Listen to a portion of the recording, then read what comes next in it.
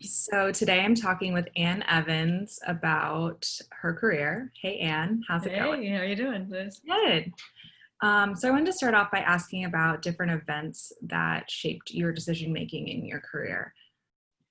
So, Yeah, well, I started off as a music major, which doesn't have a lot to do with what I do today, and so there was a big question mark when I left college as to what it was going to be, and I sort of felt like, well, I want to be in the arts somehow because the arts I cared about music, and so I ended up with an internship that became my first job, which was the at the Smithsonian's Division of Performing Arts, and that was pretty cool, and it was kind of as natural a segue from being a music major to being in a job that you could find. So it worked out pretty well.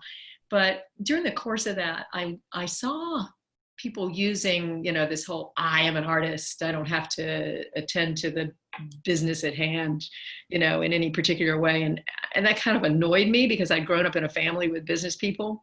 And I mhm. knew you kind of have to, pay attention to some details to get stuff done in life. And so I decided I would go back to business school.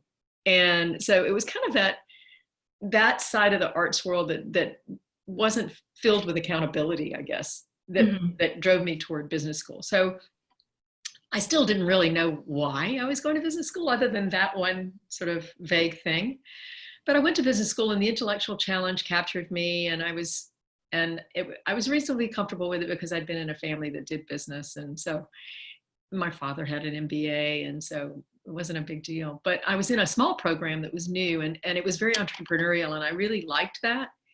It was, and so that led me actually really to follow my nose with the intellectual challenge, and didn't really know what else to do. And so I went into management consulting. And this is, I think, true of a lot of people still today, is that management consulting ends up being a sort of default place because, it's almost like still going to grad school or something. You're still learning a lot, and it doesn't close any doors, it opens doors. And so you can't go wrong as a holding pattern. And so I guess I would say I took that as a holding pattern. But I Mhm. did 8 years in the management consulting business, met my husband in that business, which is a good thing since I was always at work. And so, but I learned a lot, and I learned a lot about a lot of different businesses, and I dabbled, and it was intellectually stimulating, but I didn't really feel invested in my heart in the work that I was doing. Mhm. But I did get a client that was the National Gallery of Art. And they then invited me to become the administrator of the National Gallery of Art, which is kind of like the chief operating officer. That's awesome. And so, 8 years into a management consulting career, I was invited to take this job. And so I did. And I was also at the time pregnant with my first child. Oh, Um, and so it was kind of an interesting moment in my life, because I wanted to get off the road, which consulting, was demanding in order to have a chance at having a family. The family was already on the way. And so I took this job, and it was a very much an operational job. I mean, I was in charge of running the gallery every day. And this is like, millions of square foot of museum, staff of 700 people. It was crazy. So I did that, and I was really having a good time doing that and feeling like the work I was doing was towards something I really cared about. And after about year 5, it began to repeat. Like the problems began to be kind of, oh yeah, that problem again, mhm. and that was when kind of began to realize, I really like to do new things. I like to build stuff. I'm not just an operating manager who takes joy out of the fulfillment of seeing things operate well. That just wasn't enough for me. Mhm. So I'm sort of gradually learning a little bit about myself. And none of this is planned, But after my second child arrived, I'd been there 8 years at the National Gallery, and I just hit the wall. I said, I'm going to miss my children growing up, because I had lots of night events at the gallery, going to these dinners and courting donors and stuff like that. And I was just, I was just at the point where I said, I'm going to put my family first. And so I gave 3 months notice. I said, look, okay, I know you got to find somebody and everything, so I'll continue for 3 months, but then I'm going to go. And so I did, and I left that job, and I had a big identity crisis because, like, what am I now? You know, I'm a person who is at home with some kids, and I had already gone on the board of the Levine School of Music, so I started pouring myself into that, and I did a lot of work for Levine when I wasn't doing child duties, and became a person who could go into a board situation. I used my consulting skills, you know, so that I could really add value in a board situation. And that's one of the few commitments from that part of my life that I still am engaged in. I'm, you know, like 20 years later, I'm still on the board of the Levine School of Music. So that helped me, though. One of the things I realized during that period, I actually ended up going onto the children's school board, and I ended up doing some other things. My father passed away shortly during that period, and I was spending, you know, I ended up spending 7 years doing his estate. And so I had this patchwork quilt of stuff I was doing. And I realized that I needed a way, when I wanted to re-enter the workforce, to tell the story of what that period was.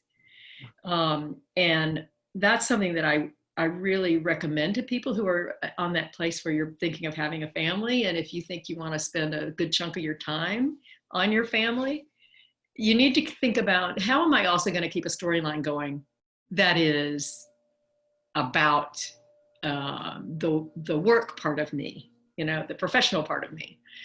And so I developed a resume that gave those components that I added during that period into a form.